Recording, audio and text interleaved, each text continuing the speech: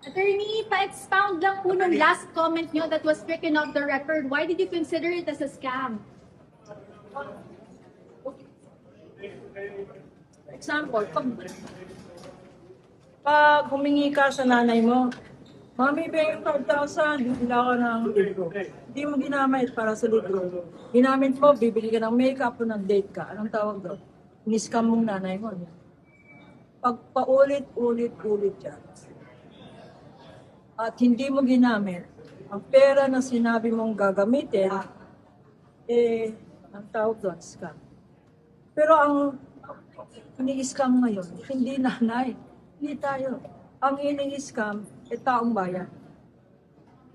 Ang worth ng scam na yan ay 612. Kanya miskin natin ang dahil sa record. Gusto ko lang sabihin yun kasi, syempre, para maintindihan natin. Pag in-scam kayo, hindi ba masakit ang buhay? Diba? Pero attorney, anong comment nyo na? Pero ang binubudol tayo.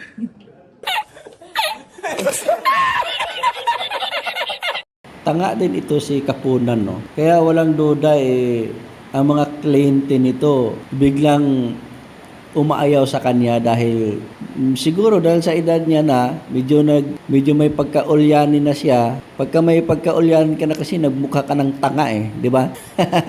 Kaya ito si Tapunan, dapat tinatapon na ito.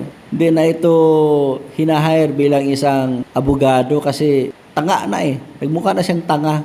Totoo nga yung kasabihan na the emotion is high, the intellect is low.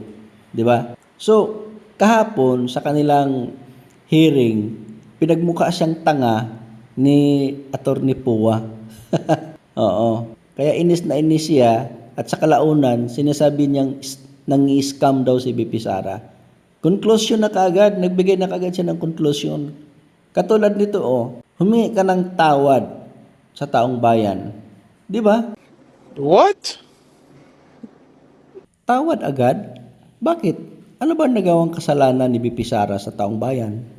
Ano ba yung mga pinangako ni BP Sara sa taong bayan?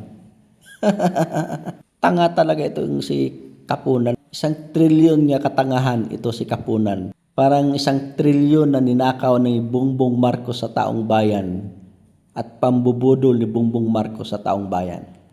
Nagbigay ka na kaagad ng conclusion na hindi pa nga tapos yung hearing. Wala pa nga napatunayan kung may kasalanan ba si BP Sara sa taong bayan o wala. Di ba? Nagmukha kang tanga sa pinagsasabi mo, Kapunan.